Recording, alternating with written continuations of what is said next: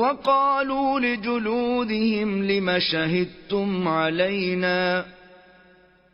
قالوا أنطقنا الله الذي أنطق كل شيء وهو خلقكم أول مرة وإليه ترجعون وما كنتم تستترون أن يشهد عليكم سمعكم ولا أبصاركم ولا جلودكم ولكن ظننتم أن الله لا يعلم كثيرا مما تعملون وذلكم ظنكم الذي ظننتم بربكم أرداكم فأصبحتم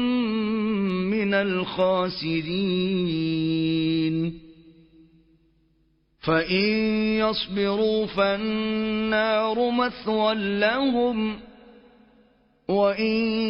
يستعتبوا فما هم من المعتبين وقيضنا لهم قرناء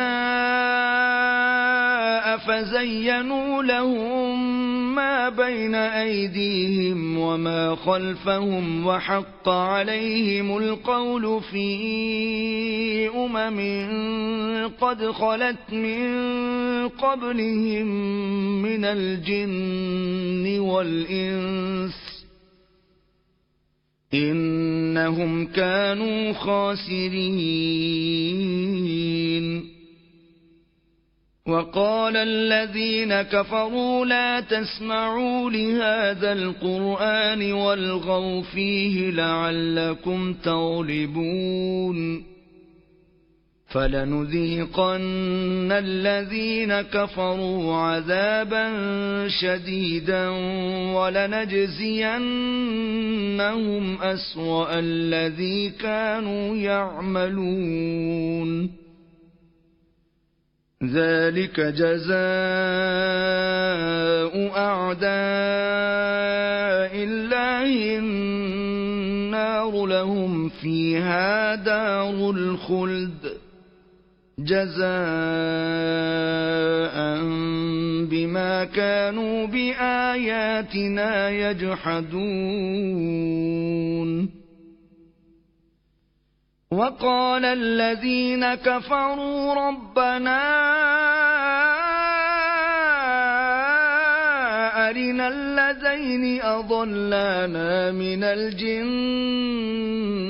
والإنس نجعلهما تحت أقدامنا ليكونا من الأسفلين إن الذين قالوا ربنا الله ثم استقاموا تتنزل عليهم الملائكة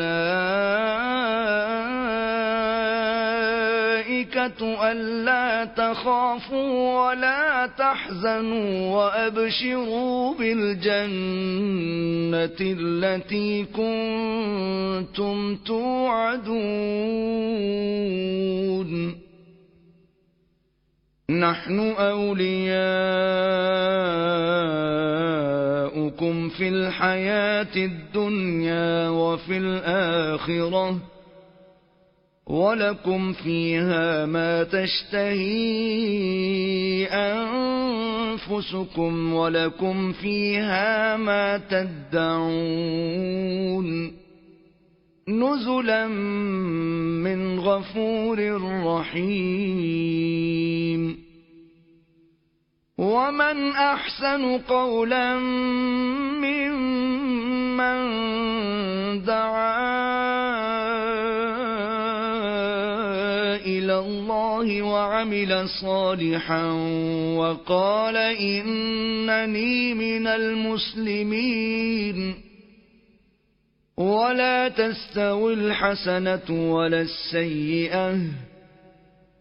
ادفع بالتي هي أحسن فإذا الذي بينك وبينه عداوة كأنه ولي حميم وما يلقاها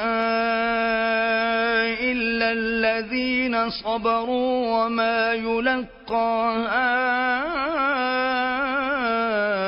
إلا ذو حظ عظيم وإما ينزغنك من الشيطان نزغ فاستعذ بالله إنه هو السميع العليم